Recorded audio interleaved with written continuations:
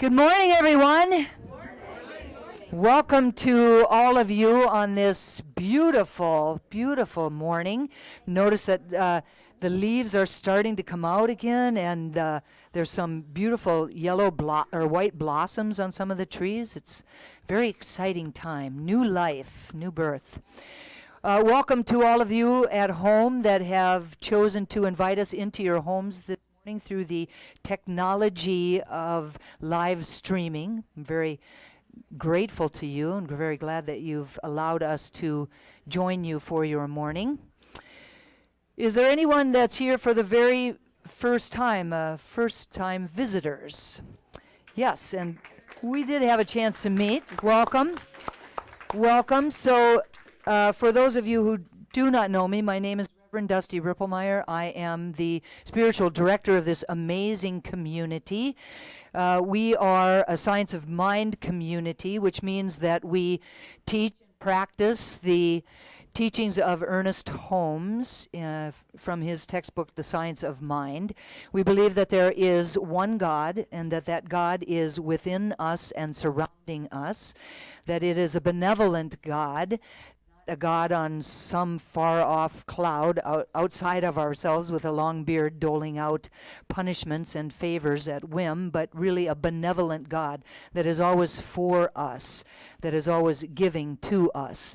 We also believe that there is a power for good in the universe that we can use, a power that creates, and that we can tap into that creative process and co-create the lives that we really want to live. And isn't that an awesome way to live a life, with having that much power and ability to impact it? So the reading for today is from our main man, Ernest Holmes. He writes, "By some divine interior awareness, call it what we will, there is an intuition with man which pushes him forward, and woman. There is some spark which has never been entirely extinguished. The prayer of faith and belief, communion of the soul with its source, fans this spark into a divine blaze in whose light dark shadows no longer lurk." So welcome to those of you who may have just arrived in the sanctuary. The theme for the month of February is Self-Awareness is Not Enough, and my talk title today is Belief, Faith, and Prayer. Now, over the month, we have talked about self-awareness and how important it is to our lives, that our capacity for introspection allows us to be able to look at ourselves and our lives to see what is working and what isn't working, and to allow us to be able to choose to do things differently. Now, the theme of the month, however, says that while self-awareness is necessary and important, that it is not enough. And I spoke about how that showed up for me as the difference between self-awareness with a small s and self-awareness with a capital S. That the experience of my life was that I had been walking around with this big, deep hole in the center of my being that I did not or could not fill until I began to understand about the power and presence of God that was within me. Now today we're going to take this even one step further. Reverend Ken Gordon, the spiritual director of Centers for Spiritual Living, says self-awareness is not enough. We have to apply it into the world around us. We have to be able to take it out and make it the moniker of our life. I had a little thing about this moniker. I had never heard that word before, and it was like, maybe it's a Canadian thing because he's from Canada. But I guess that what it really means is just the theme, and that we make it the theme of our lives. And what was really wonderful for me about that is that that showed up for me this last week. Jim Rigsby and I spent 4 days in Southern California at the CSL annual convention. Now, this idea of taking our teaching out into the world was a very powerfully present throughout that entire convention. Now, the theme, the moniker for the convention was "We Are Centers for Spiritual Living." And each and every speaker that spoke during the general sessions served to inspire me and motivate me and remind me just how important our purpose of awakening humanity to its spiritual magnificence, our vision of a world that works for everyone, and our mission of providing spiritual tools for individual and global transformation are to my own life and to the entire world. This theme, the theme was, "We are centers for spiritual living." And I heard many stories like my own of people whose lives were forever changed by this practical philosophy and this way of living our lives. Now, I know that there are many people in here this morning who have had that same experience of their lives being forever changed by this philosophy, by this teaching. And my guess is that every one of us would want that exact same thing for everybody else in the entire world.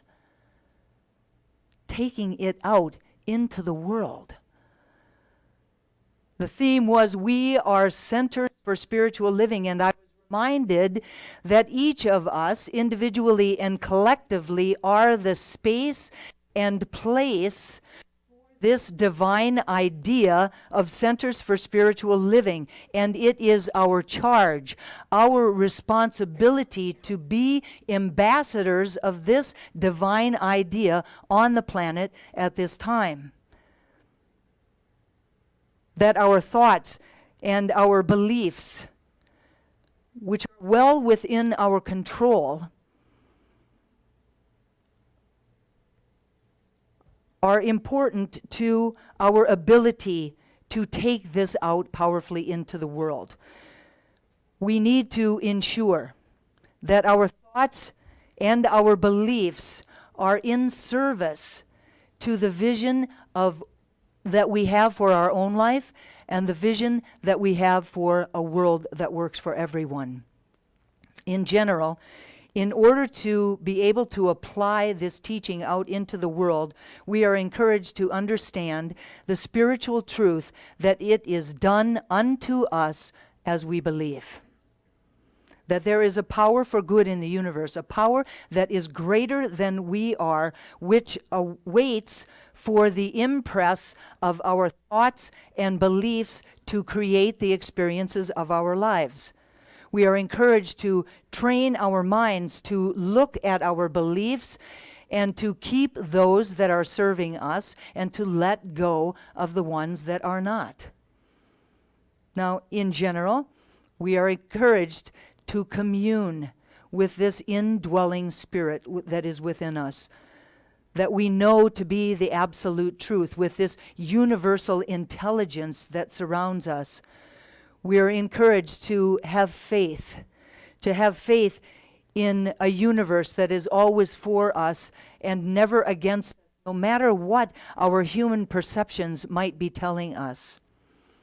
We are encouraged to understand and embody the distinction that underlies the idea of having faith in God, but instead are encouraged to have the faith of God, the faith of the kind and depth of that which created everything that there is, seen and unseen.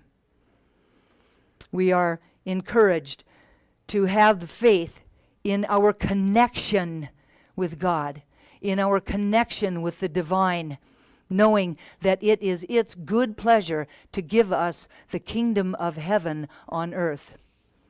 In general, we are encouraged through our use of the spiritual practices of meditation, visioning, and contemplation to stay in close contact with the divine, to align ourselves with it, and to always be able to see beyond the veil of our perceptions to the spiritual truth of who we all are. We are encouraged to consciously use prayer, most specifically affirmative prayer, to powerfully impress upon this law as we create the experiences of our lives, to do that from our connection with the divine. That there is so much power in aligning with that presence and co-creating with that presence. We're encouraged to be grateful for and expectant of the manifestation of our prayers, even as we are praying them, knowing that law always says yes. Yes, right. Could I have an amen in the house? We are encouraged, as Reverend Ken Gordon says, self-awareness is not enough. We have to apply it into the world around us. Now, in order to be able to do this, we have to understand belief, faith, and prayer. Belief is a certain way of thinking. It is an activity in consciousness. It is a thing of thought. Belief is our mental acceptance of something. It is our conviction of something.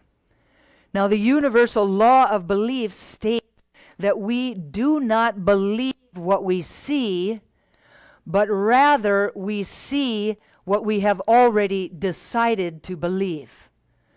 I think I will say that again. The universal law of belief states that we do not believe what we see, but rather we see what we have already decided to believe. So, what then are our beliefs? Beliefs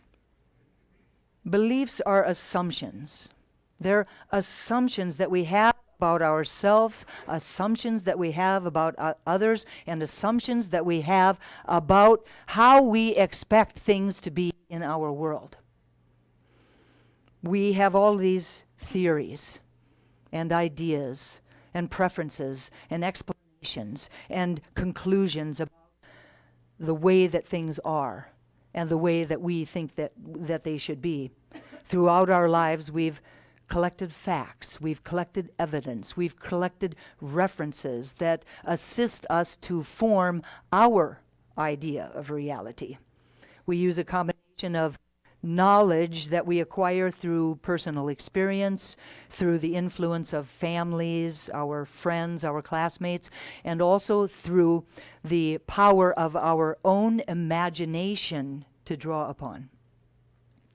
We also have to consider absorption from thought, and which also will have a big influence on our beliefs. This idea of race thoughts having an influence is a very real thing. The accumulated experience of the whole human race throughout all of time has created a collective field of thought and beliefs. And that collective thought and beliefs, all of those thoughts and beliefs that are in this collective field are lodged in the subconsciousness of each and every single one of us. And it works through us on its way towards creation. Beliefs are thoughts which influence our inner response.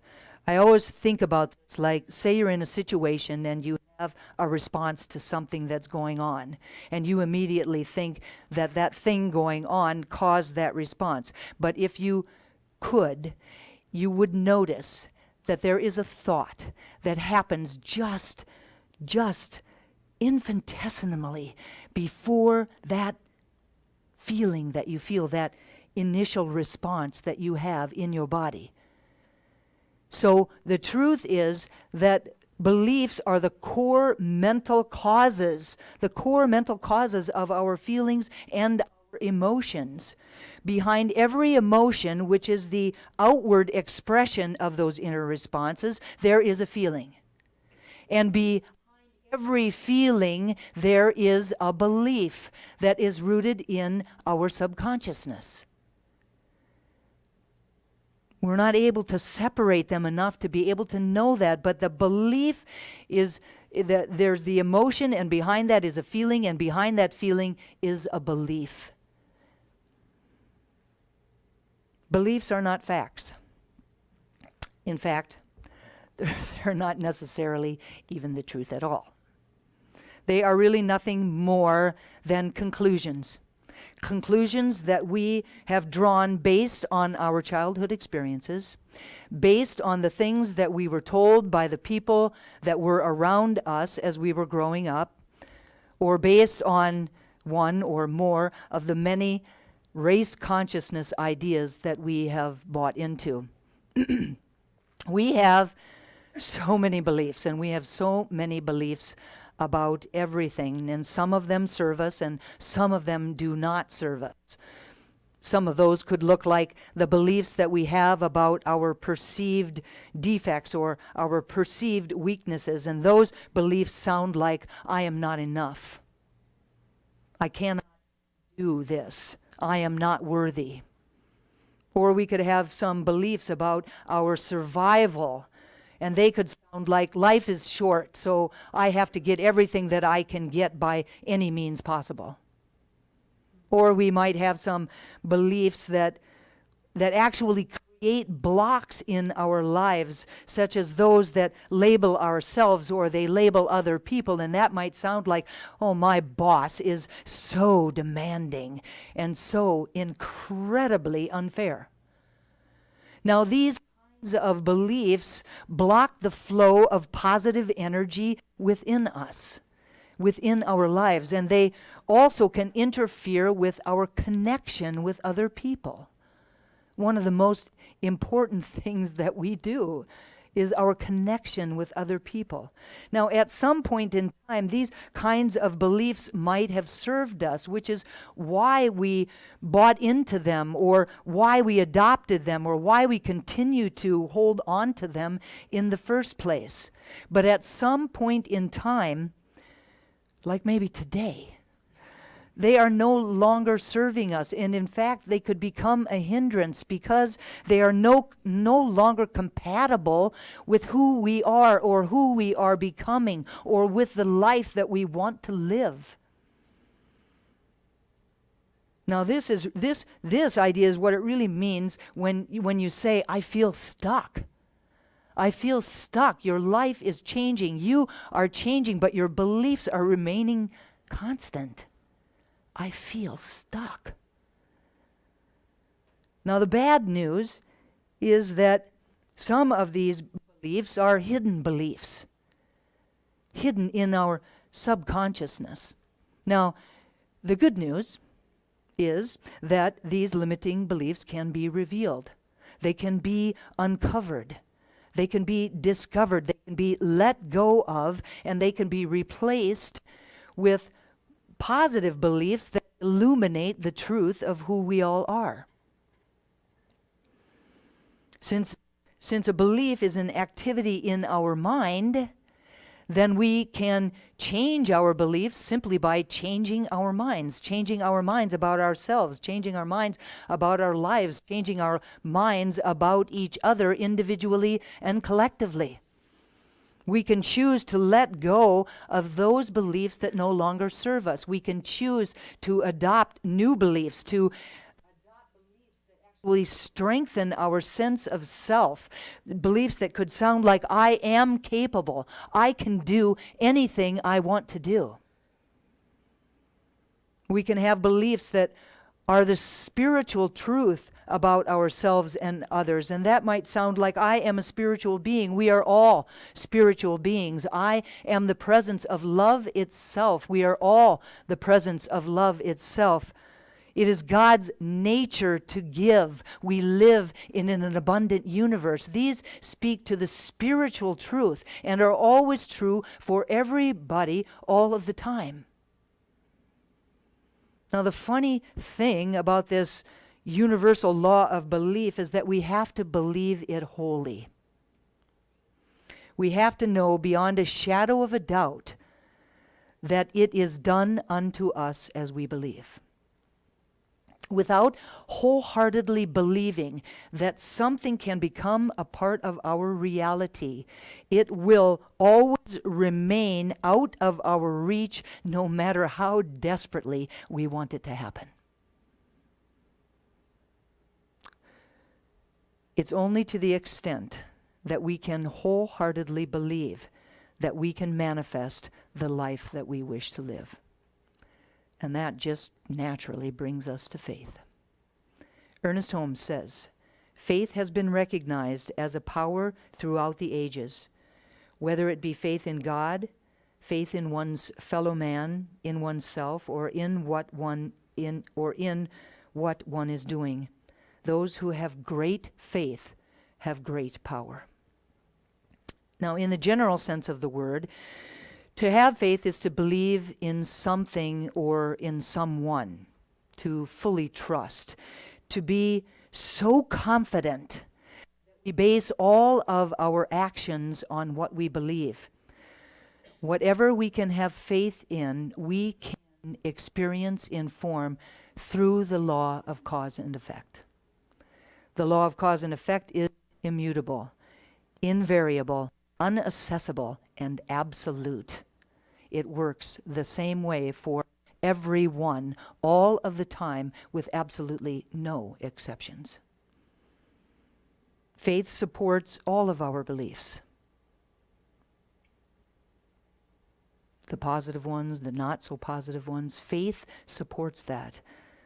So the question then becomes, what is it that we are putting our faith into?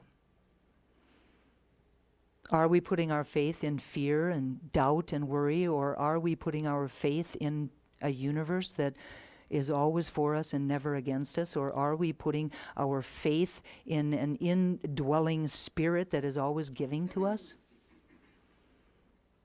We either have faith in love or we have faith in fear. We either have faith in the power of the world or we have faith in the power of God. We can choose to have faith in abundance rather than in lack. We can choose to have faith in love rather than faith in war.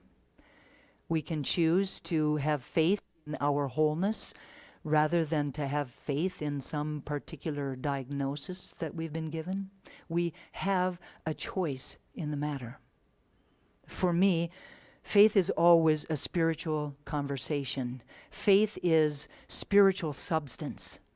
And when we have that spiritual substance within us, it communicates to us in a certain inner knowing that the thing that we are hoping for is already established, even before we see any material evidence that supports the fact that it has happened. Faith is the substance of things hoped for and the evidence of things not yet seen. The substance of things hoped for and the evidence of things not yet seen. For me, faith is an affirmative word of thought. Faith says, I can, rather than I cannot. It's a spiritual force, a mental attitude so inwardly embodied that the mind can no longer deny it. Faith causes us to know in our hearts before our eyes see. Marianne Williamson says, to trust in the force that moves the universe is faith. Faith isn't blind, it's visionary. Faith is believing that the universe is on our side and that the universe knows what it is doing. Faith is a psychological awareness of the unfolding force for good constantly at work in all dimensions. To have faith means to be fully confident, to be fully persuaded, to be fully convinced that something is going to occur.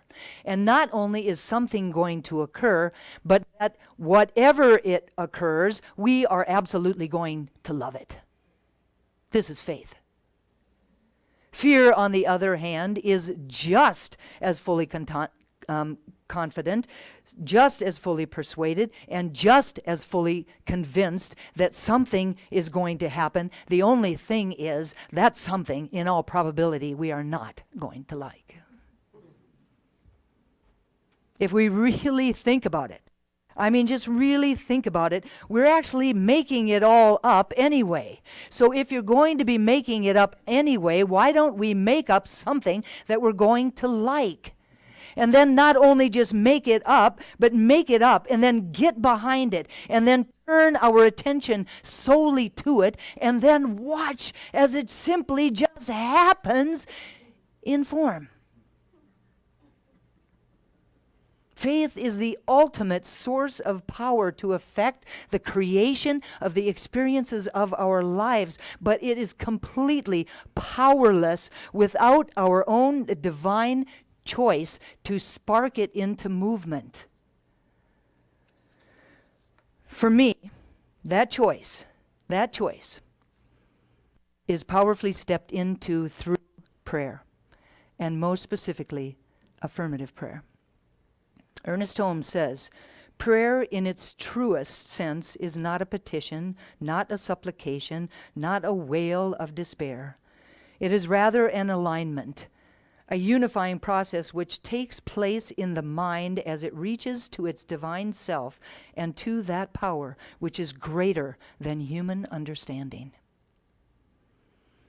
When we are in that place, whether we are praying for ourselves or we are praying for someone else, we deeply feel that connection. That oneness with all that there is, that unity with love itself. We know beyond a shadow of a doubt the perfection, the wholeness, the goodness of life. The veil has become transparent. The fog has lifted, and we have absolutely no doubt. We experience an awareness within our consciousness of the truth of the spiritual side of life. Like belief and faith, prayer is a thing of thought. It is mind in action, a movement through our own consciousness upon the universe itself.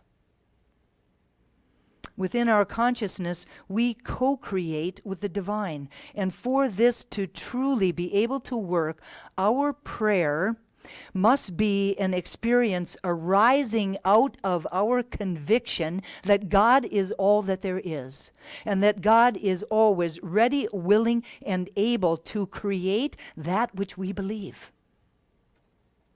The invitation is to train our minds or our consciousness to know the truth of who we are, to have the faith of God, and then to be willing to gracefully accept with gratitude the good that has been created.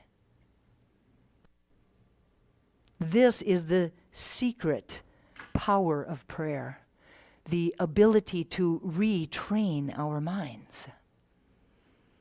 Through affirmative prayer, we become more and more adept at using this power for good. And through this power for good, we can embrace infinite possibility. And we can experience more freedom than we have ever felt before in our entire lives. Through affirmative prayer, we can bring about greater health, increased prosperity, better relationships, satisfying living conditions, and improved job situations. But the underlying truth, however, is that we will not know this until we have proved it for ourselves. So, above and beyond self-awareness, the invitation from Ernest Holmes and Centers for Spiritual Living is to take the teaching out into the world around us. The invitation of Ernest Holmes and Centers for Spiritual Living is to do our own experiment with belief, faith, and prayer.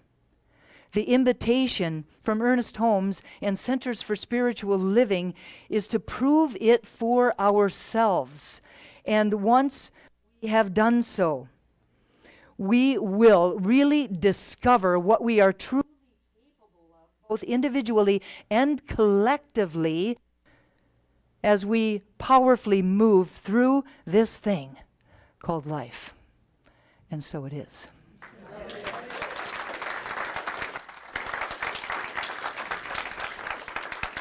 So I just invite everyone to turn within, to really take a moment to consciously turn away from the world of form and to turn our attention inward to that space and place where I know that the spark of the divine, the Christ consciousness, resides. And to know that it is the essence of peace and joy, creativity, grace, love, abundance, and wisdom.